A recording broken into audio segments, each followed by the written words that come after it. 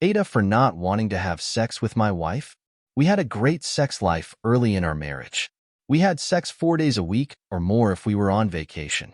I would have liked more, but I was happy. She has some trauma from an ex, and about 6 months into our marriage, she bumped into him and he began screaming at her and insulting her. I wasn't there at the time. She started having confidence issues and shut down sexually. She doesn't like to initiate, and she started saying no a lot when I tried to initiate. She was struggling, I get it, but I don't want to feel like a creep that is always asking. I stopped asking as much. We dropped to once every 3 months, then 6 months, then less. In the last 15 years, we have only had sex 20 or 30 times, but at this point, we haven't had sex in several years, at least 5. To hopefully answer questions people might have, I am romantic. We still have intimacies through kisses, hugs, cuddling, and such. I believe in the sickness and health, better or worse part of marriage, so I stayed with her through this. Whether physically or emotionally, she couldn't have sex anymore and I wasn't going to punish her for that. I suggested therapy a few times through the years, and she said no. Advanced the story to a couple months ago. She decided that she is over her issues. She finally tried therapy, and now she said she wants to have sex. But I don't.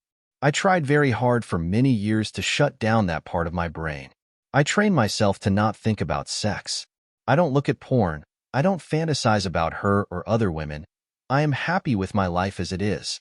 I said that I would take care of her pleasure, but wasn't interested in sex for myself. She started crying. She said, "What kind of wife can't turn her husband on?" Basically, she wants me to want sex after 15 years of a practically sexless marriage. If marriage was about sex, I wouldn't have stayed. I stayed with her while she was in pain and working through stuff because I love her, but I gave up my sexual desire a long time ago. If I could make it through my 20s and 30s without it, I don't need it now. We go kayaking and on hikes. We explore the world and even play video games together. I don't need the physical side. So AITAH for wanting to keep our marriage the way she wanted it, instead of having to make drastic swings in my sex life? Edit to answer questions. Why did her ex have such a reaction, and why did she refuse therapy? Her ex was violent. She said she was leaving him, and he told her no. He raped her, and he beat the crap out of her while he was doing it. She thought she was going to die, and it terrified her. She went to the police and they asked, "If he is so bad, why didn't you leave sooner? Why didn't you have someone with you when you dumped him? Why didn't you call the police on earlier incidents?" She told her mom what was going on and her mom asked, "If he is so bad, why didn't you leave sooner? Why didn't you have someone with you when you dumped him? Why didn't you call the police on earlier incidents?" In court, the other attorney asked, "If he is so bad, why didn't you leave sooner? Why didn't you have someone with you when you dumped him? Why didn't you call the police on earlier incidents?" This was a little over 20 years ago, and she felt that on some level people were saying it was her fault. It's like that old victim shaming thing of saying she was asking for it.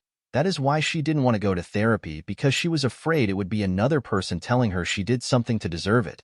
It's not rational, but she just didn't want to go through that again. After 2 years of healing, we started dating. 18 months or so later, we got married. 6 months later, she bumped into him, and it terrified her. As to why I didn't leave her long ago. If your spouse was in an accident and lost the ability to have sex because they are paralyzed, or if they had a disease that made it impossible, would you leave them when they need you most? That's not me. I decided to support her. She is amazing. I truly love her. I wanted to help her, and to be honest, I thought it would just be a few months. Then I thought it would be a year. I kept moving the goalpost while trying to help her heal. I saw her getting happier in life and getting back to her old self. The only thing that didn't recover was our sex life, but it was a few years before I really accepted that. But she made the rest of my life so happy that I decided it was worth losing that one part of our life in order to stay with her. She had some bad things happen, but she isn't a bad person. As to how I said no to her offer of sex recently, I was surprised. There was no lead up. It was just, "I think we should have sex." It was said while I was wiping down the kitchen counter. I replied with something like, I'm not really in that frame of mind. Yeah, it was not handled well, but I was surprised. As we discussed it, I said that I had trained myself to stop wanting sex, but that I do want her and I love her. I didn't just say, "No, now be quiet, It was surprising and awkward. Now to the second story of the day. AITA for telling my ex-wife's fiancé the truth about our divorce. My 33M ex-wife, 30F, and I got divorced 3 years ago. In college, we worked at the same restaurant. That's where we met. We were together for 7 years and married for a little over 3.5. We divorced because she cheated twice. 2 years into our marriage, I discover she is having an affair with a former classmate. I collect enough evidence and confront her. She confesses everything. The affair was about 2 months long.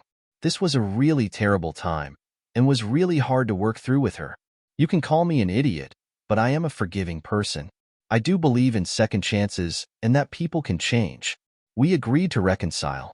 We did the work. We had marriage counseling. We read some of the books. She went no contact with classmate right away. Open phone policy. We told our parents. She was doing the right things and our relationship was recovering. 1 year into our reconciliation, her aunt dies. I am very busy with work and cannot attend the services as they are on Thursday and Friday, back in her hometown 5 hours away. Her parents and brother no longer live there, so she stayed with a good friend from HS. I had met this friend a few times and was comfortable with that. On Saturday morning, my wife texted me that the car was loaded and she was about to start making the drive home. About an hour after that, I got a Facebook message from the friend, who stated she wouldn't be able to live with herself if she just let this go, but informed me that my wife had gone out Friday night with some old friends from HS. The friend thought nothing of this until she discovered my wife had left her phone behind and that she didn't come back until the following morning. I had gotten a text that Friday night from my wife that she was going to bed early since the past few days had been emotionally draining. I confronted my wife soon as she got home. She was really hesitant to tell me anything, so I lied to her and told her if we were going to work through this, I needed to know everything like the last time. That got her to confess that she had gone out and had gone home with an old friend from high school. She said they didn't have sex but did do stuff that I won't go into detail about here. It didn't matter. Once I got enough of the truth, I left for my parents' house. That week, my dad called my landlord and paid all the termination fees and got me out of the lease. We went and got my stuff while she was at work. My parents set me up with a friend of theirs that was a divorce attorney, and he cut me a deal. Took about 7 months for divorce to go final. That was 3 years ago. I have an awesome girlfriend and am doing well. This past weekend, I got a Facebook message from a guy who is now engaged to my ex-wife.